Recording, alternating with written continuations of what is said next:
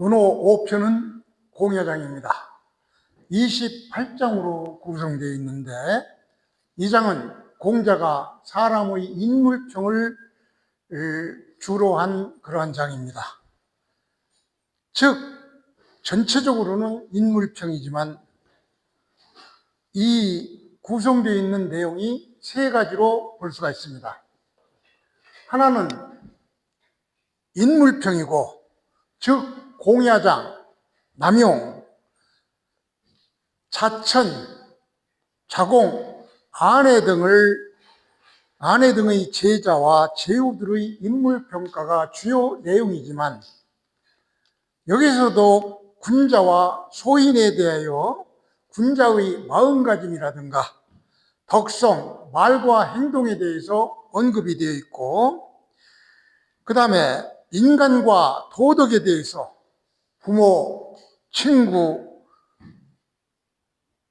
통치 등에 대한 교훈이 담겨져 있는 장이 공야장, 5편 공야장인 것입니다.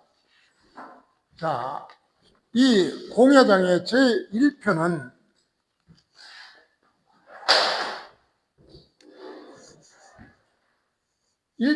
바로 제일 첫머리를 따서 공야장이라고 그랬는데, 이 공야장이 바로 좀 이따 설명이 되겠지만 공자의 사후입니다. 즉 공자는 아주 어진 사람이므로 선악 시비를 밝게 가리는 해안이 있습니다. 인물은 온화하고 의를 용감하게 실천합니다. 또한 신의를 보입니다. 그래서 감옥에 갇혀 있는 공야장을 무죄를 믿었고, 또 그를 자기 딸을 시집보내는 그런 사람이 바로 공자인 것입니다.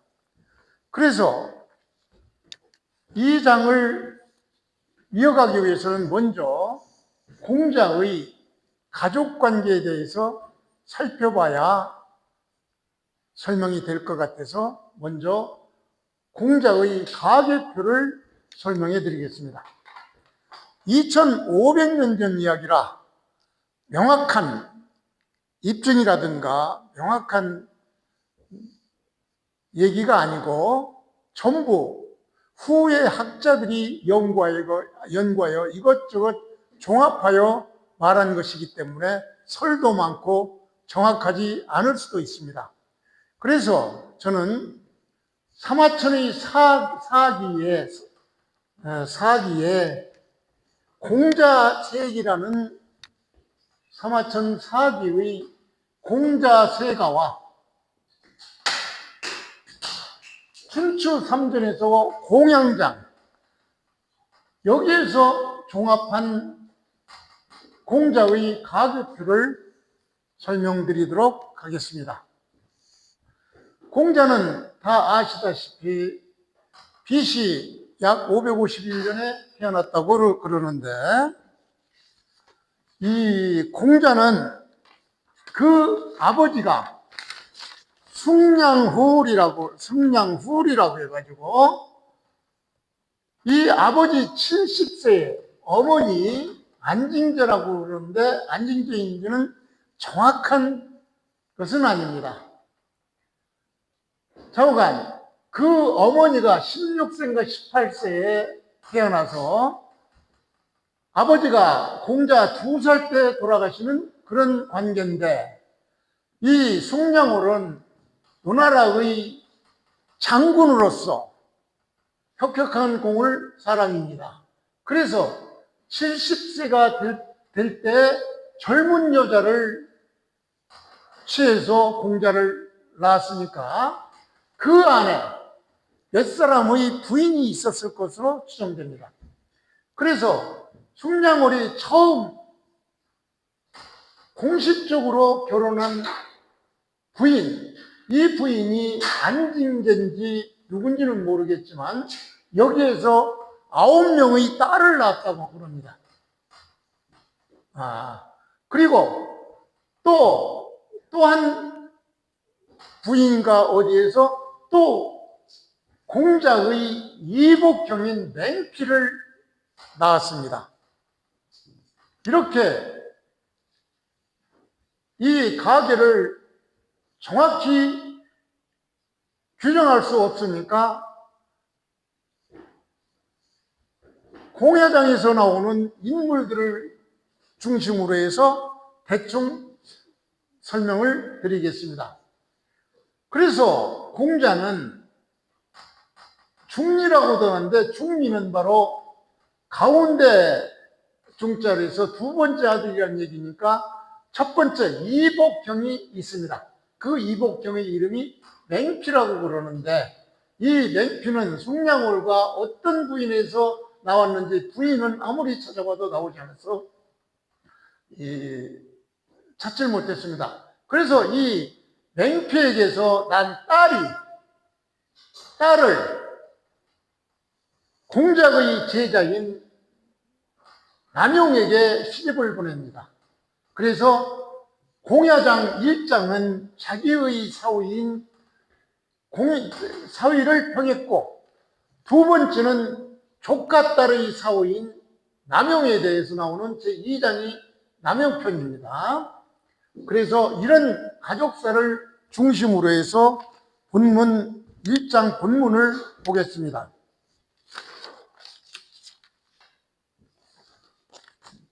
자왈 이제 우의가 나오는데 제가 처음 강의할 때 공자왈과 우의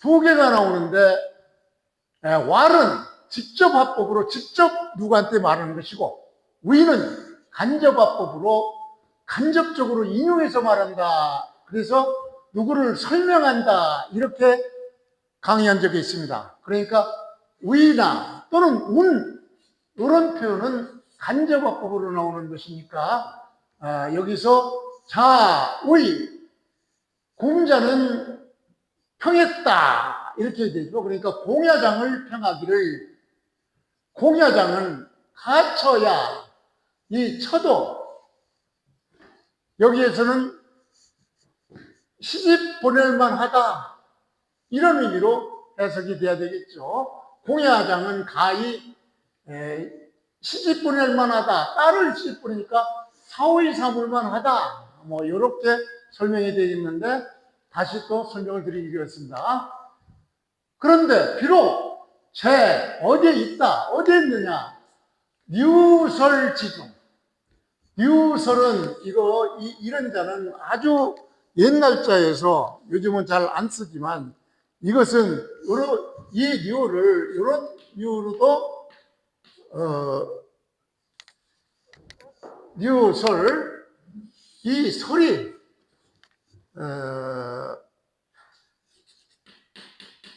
이런 설로도 쓰입니다. 그러니까 이 얘기는 죄를 져서 꼭꼭 묶여가지고 감옥에 있음에도 불구하고 공자는 이 공야장을 그가 그 공야장이 죄가 아니라고 믿고 그의 자는 자녀니까 아들과 딸 모두 포함되죠. 그래서 그녀의 딸을 지는 여기서 공야장을 말하죠. 그러니까 공야장에게 시집 보냈다 뭐 이런 얘기인데 조금 이따 주례를 설명하면서 자세히 설명을 드리도록 하겠습니다. 자, 그래서 여기에서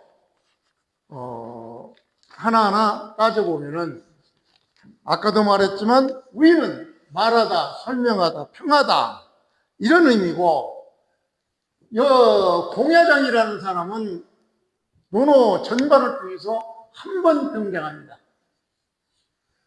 그래서 이 공야장은 아주 덕행이 뛰어나고 신중한 인물이며 그래서 공자의 시집을 받는 공자의 제자 중의 한 사람이죠.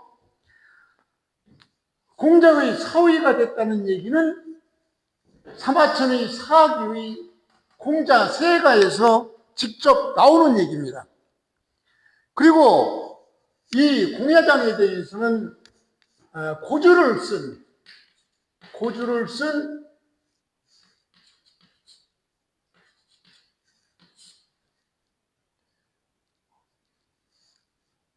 황간이라는 사람은 이 공야장을 어떻게 평했느냐.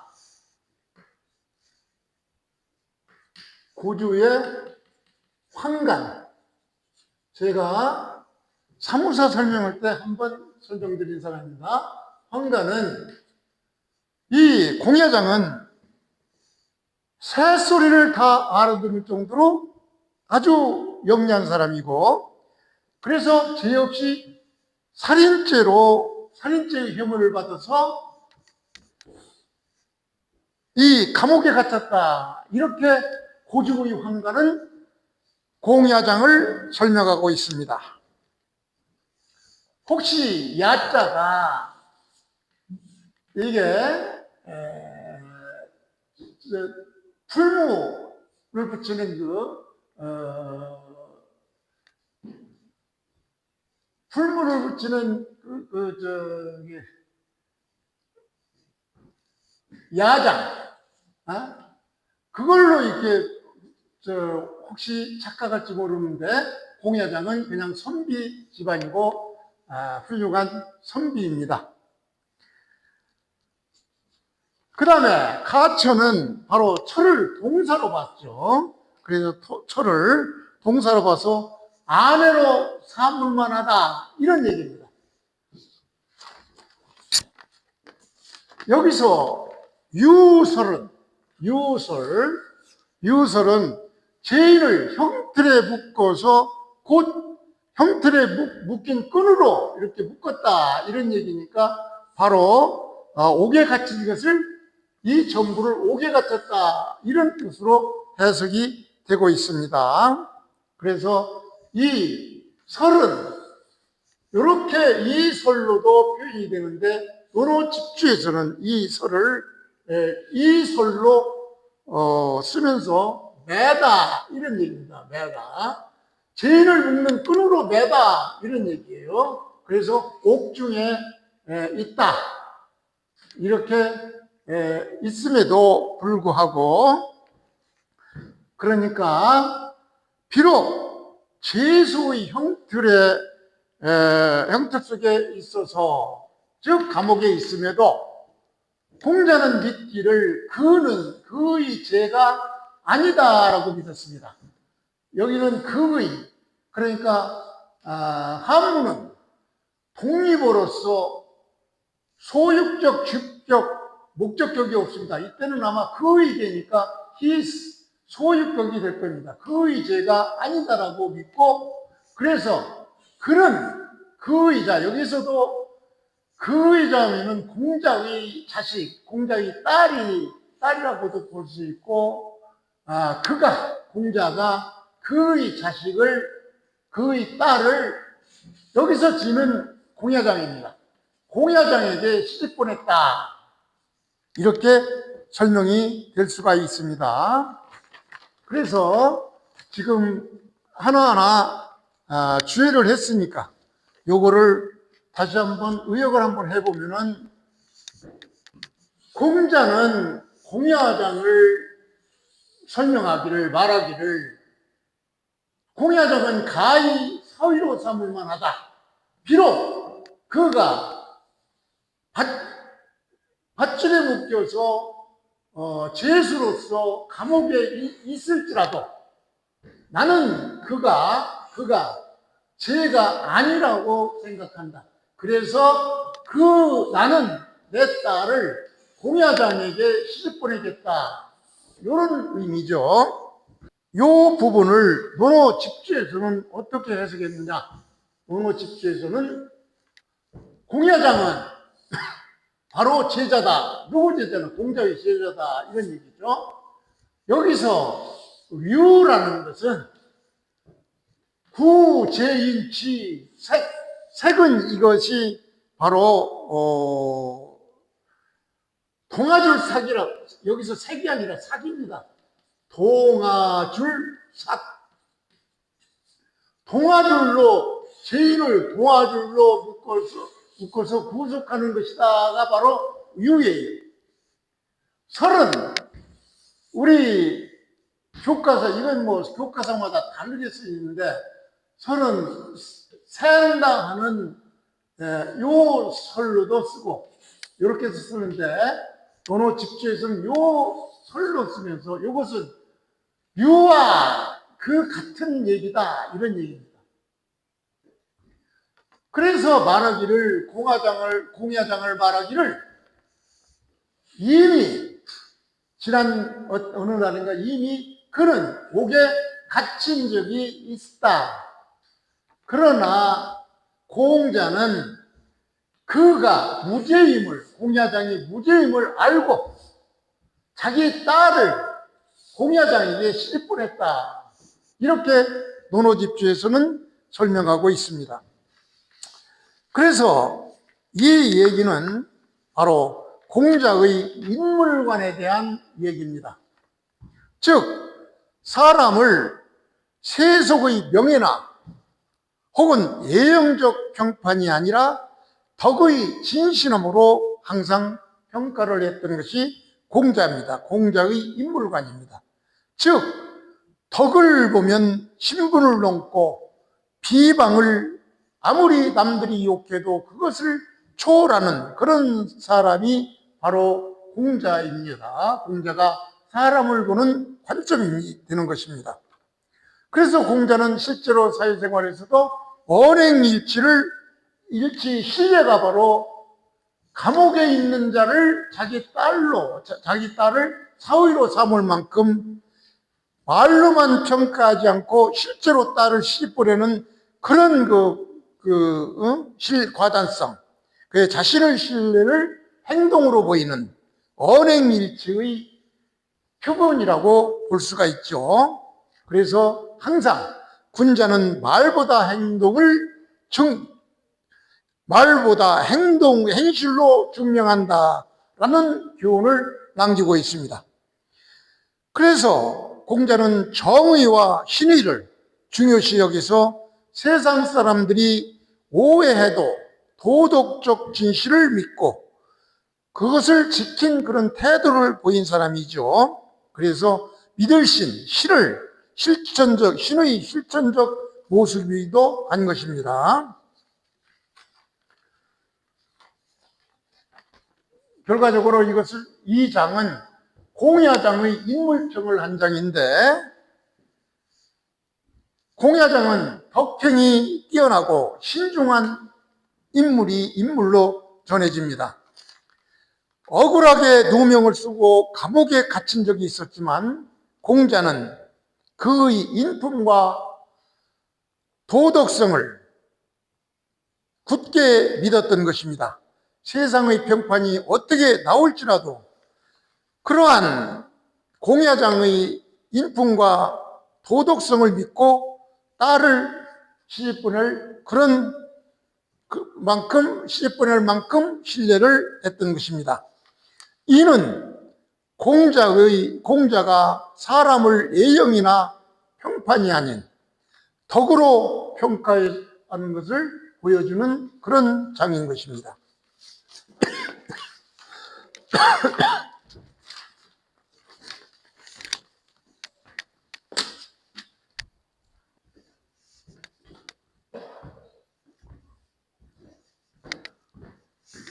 공야장 2장도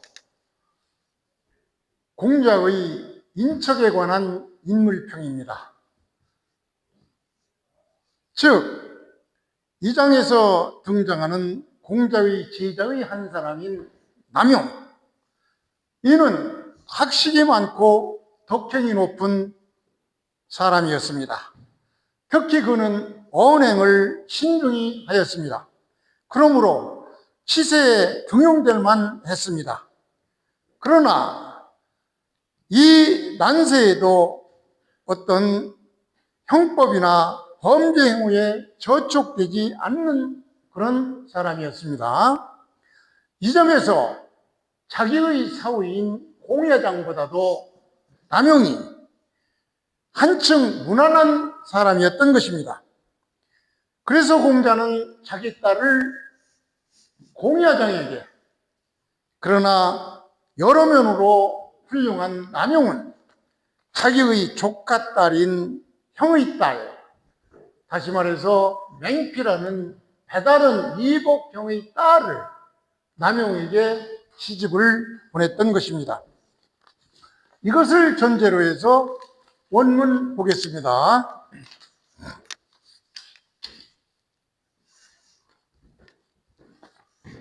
공자는 남용을 평하기를 광유도, 여기서는 제후국들의 나라죠. 자기들은 왕이라고 그러는데 제후, 즉 국가, 제후국에 도가 살아있다면 불패, 그를 방치하지 않고 피하지 않고 갖다 등용할 것이다. 뭐 그런 의미가 들어있어요. 그러니까 남용은 군자니까, 공자 학당에서 배운 훌륭한 군자이기 때문에 벼슬자리를 줄 만도 하죠. 그래서 제대로 돌아가는 나라라면 남용을 버리지 않고 인용해서 공무원을 쓸 거다. 이렇게 공자는 평했고, 또 만약에 이 방에 도가 없다면, 나라에 도가 없더라도, 그는 다시 말해 도가 없으면 무법천지죠. 무법천지 세상에서도 형벌이나 어떤 주력 같은 것을 면한다, 받지 않을 것이고, 그래서 그를 형의 형제자, 형의 자녀, 형의 딸, 그러니까 조카딸이죠. 조카딸을 누굽니까? 지는 남용에게 시집 보냈다. 이런 얘기입니다. 자, 그러면은 요것을 주해를 한번 해보겠습니다. 남용은 공자의 제자로서 성이 남궁시입니다. 남궁, 우리나라도 남궁시가 있는데 아마도 여기서 왔을 겁니다. 남궁시고 이름은 괄입니다. 남궁 괄이야, 이름은. 그리고 자가 자용. 그래서 이 남궁자용이죠. 남궁자용이죠. 성이 남궁이, 이름이 자용이니까 남궁자용인데 이것을 줄여서 남용이라고 했던 것입니다. 방유도는 바로 국가에 도가 있으면, 국가가 제대로 돌아간다면 이런 얘기죠. 불패는 버림받지 않고 공무원으로 임용할 것이다. 등용할 것이다. 즉 남용은 공자학당에서 배운 유망한 군자의 한 사람이니까 국가를 통치할 그런 인물이기 때문에 얼마든지 국가가 도가 있다면 남용을 버리지 않고 남용을 등용시킬 것이다.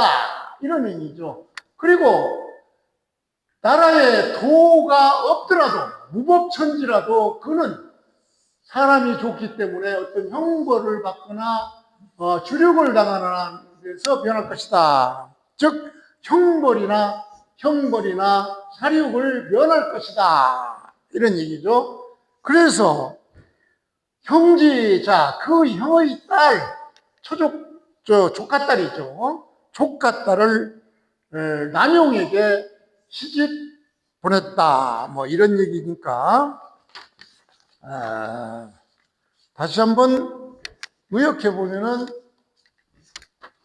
공자는 남용을 평하기를 국가가 제대로 돌아가면은, 국가가 도가 있다면 그를 폐하지 않고 공무원으로 등용할 것이다. 그를 폐하지 않고 그를 등용시킬 것이다. 이렇게 얘기가 되겠죠. 즉 불패, 버림받지 않고 아니하고 등용될 것이다. 즉 남용은 훌륭한 인재이므로 국가가 기강에 제대로 섰다면 그를 버리지 않고 중용될 것이고, 국가가 설령 무도해도 도가 없고 엉망진창인 국가를 할지라도, 무법천지인 국가라고 할지라도 그는 얼마나 착한지 형벌이나 주력을 받지 않고 그거를 모면할 사람이다. 그래서 그를 형의자 조카딸을 남용에게 시집보냈다. 그가 바로 공자죠. 공자는 형의 딸을, 조카딸을 남용에게 시집보냈다. 이렇게 의역을 할 수 있겠죠. 자, 여기서도 논어집주는 어떻게 설명하고 있느냐. 남용은 아까도 말했지만은 남용은 남궁자용이죠. 이걸 줄여서 남용이라고 그랬는데, 이 남용의 이름을 논어집주에서는 도라 그랬습니다.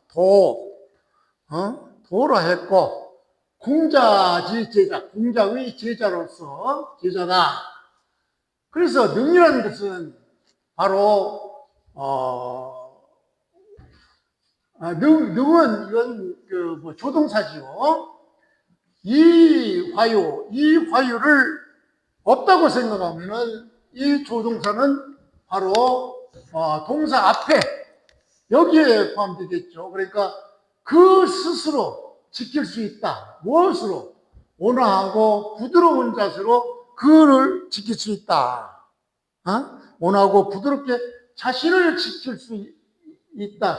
그래서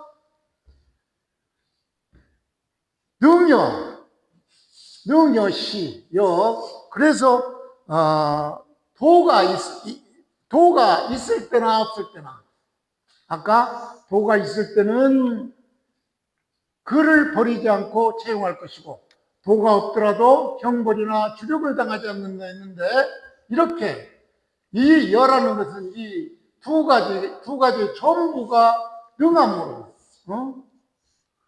그래서 처지 그를 남용을 사위로 삼았다. 왜? 기덕이야. 그의 덕을 누가? 공자가 믿었기 때문이다. 이렇게 논어집주는 설명하고 있는 것입니다.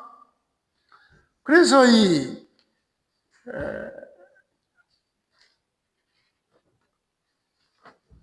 논어집주에서 방유도 불패, 방무도 면허 형료, 이것이 바로 그것과 같을 때는 이라 있습니다. 이것이 바로 여인데, 이 여는 도가 있을 때는 능력과 덕으로 등용이 되고, 도가 없을 때라도 부드러움과 신중함으로